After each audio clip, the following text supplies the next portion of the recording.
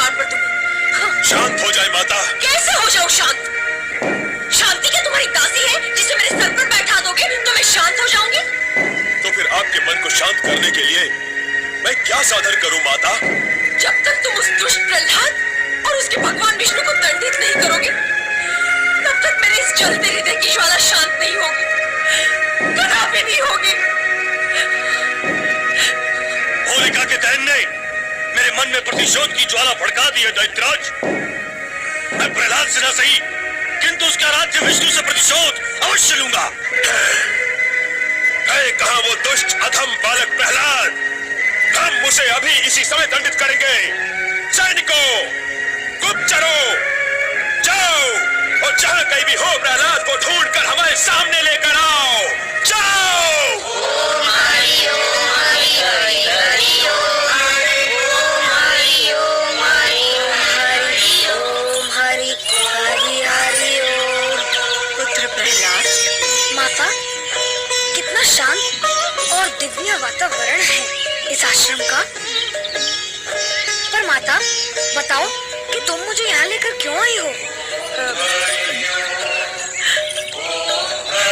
बताओ ना माता, तुम मुझे यहाँ लेकर क्यों आई हो? अब क्या बताऊं पुत्र, यहाँ आने और लाने का सत्य अत्यंत कटु है। देव ऋषि तो कहा करते हैं ना, सत्य मार्ग पर चलने वालों के लिए कटु सत्य मन, बुद्धि और आत्मा को बलवान बनाता है। कहो ना माता, क्या है वो सत्य? ये तो तू जानता ही है पुत्र कि स्वयं तेरे पिता तेरे प्राणों के शत्रु बन बैठे हैं। वो बार बार तुझे मृत्यु के मुख में धकेलना चाहते हैं। ये देखकर मेरा हृदय कांप उठता है। इसीलिए मैंने तुझे उस भयावह आशंकित वातावरण और परिस्थिति से हटाकर यहाँ ले आना उचित समझा पुत्र। माता, धन तो माता पिता का धन होता है और उनके दिए हुए इस धन पर उनका पूरा अधिकार है। यदि पिताश्री इसे समाप्त कर देना चाहते हैं तो वो उनकी इच्छा है। चुप कर प्रहलाद, चुप कर। पिता की इच्छा होगी तो वे पुत्र को समाप्त कर देंगे, और माँ की इच्छा का क्या होगा? इस जगत में आज तक किसी भी माँ ने अपने ही पुत्र को समाप्त करने की इच्छा की है क्या? ऐसे कैसे मैं तुझे अपने पिता की इच्छा पर समाप्त होने दे सकती हूँ प्रहलाद? अरे मैं माँ हूँ, तेरी माँ। मैं तुझे इस दिशा की ओर देखने भी नहीं दूंगी जहाँ मृत्यु का दुर्गंधपूर्ण काला धुआं उठता दिखाई देता हो। इसीलिए तो मैं तुझे यहाँ ले आई हूँ पुत्र। पर माता, उनसे छिपकर कायरों की भांति यहाँ रहना मुझे स्वीकार नहीं है। आओ चले माता। होगा तो वही जो भगवान विष्णु की इच्छा होगी, और नारायण की इच्छा तो उनके भक्तों के लिए सदा शुभ ही होती है। चलो माता। नारायण नारायण। भक्त प्रहलाद, जब से मैंने तुम्हारे भक्ति के चमत्कारों की कीर्ति कथाएं सुनी है तब से मैं तुमसे मिलने नहीं तुम्हारे दर्शन के लिए आतुर था। प्रहलाद के दर्शन, अपने शिष्य के दर्शन? देवर्षि, प्रहलाद तो आपका शिष्य है, दर्शनाभिलाषी तो इसे होना चाहिए।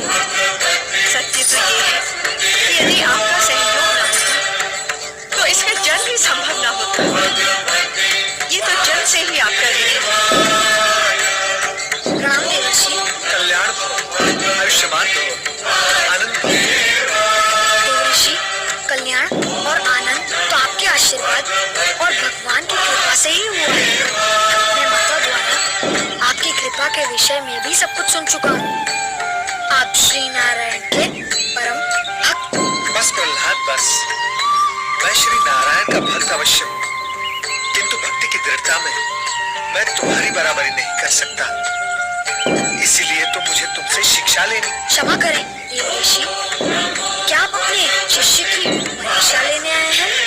कठोर परीक्षा? नहीं प्रहलाद, मैं तो तुम्हें ढूंढता हुआ ये संदेश देने आया था कि तुम्हारे पिता शत्रु भाव के वशीभूत होकर वो तुम पर चाहे जितने अत्याचार करें, किंतु तुम विचलित न होना, क्योंकि तुम्हारे साथ भगवान भोलेनाथ और श्री हरि विष्णु की असीम कृपा है। इसलिए अत्यंत भीषण और भयंकर विपत्तियां आने पर भी तुम्हारा किंचित भी अहित नहीं होगा, यही विश्वास हृदय में बनाए रखना। ये देखो राजकुमार प्रहलाद और दैत्य महारानी पकड़ के ले चलो इन्हें।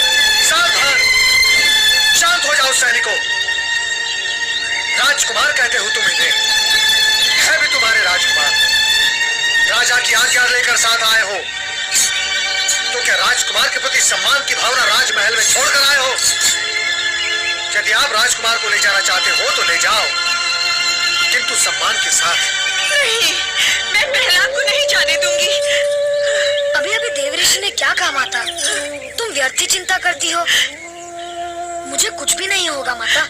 ये तेरा सोचना है पुत्र, क्योंकि तेरे साथ तेरे भगवान विष्णु हैं। तो मेरा सोचना कुछ और है, क्योंकि मेरे साथ मेरे पुत्र प्रहलाद की चिंता और उसका मोह है। माता, जब तुम मानती हो कि मेरे साथ भगवान विष्णु हैं और यह भी कहती हो कि तुम और तुम्हारी ममता मेरे साथ हैं, जब मेरे साथ भगवान विष्णु और तुम दोनों हो, तो क्या तुम्हारे साथ भी भगवान नहीं हुए? देखा देवर्षि आपने इस बालक का बुद्धि कौशल, कितना चतुर है आपका शिष्य। यही तो मैं तुमसे कह रहा हूँ दैत्य रानी, कि कितना निर्भय और होनहार है आपका पुत्र। आप निश्चिंत रहें और उसे जाने दें। मुझे खोजने में तुम्हें बहुत कष्ट हुआ होगा सैनिकों। अब मुझे साथ ले जाकर अपना कष्ट दूर कर लो।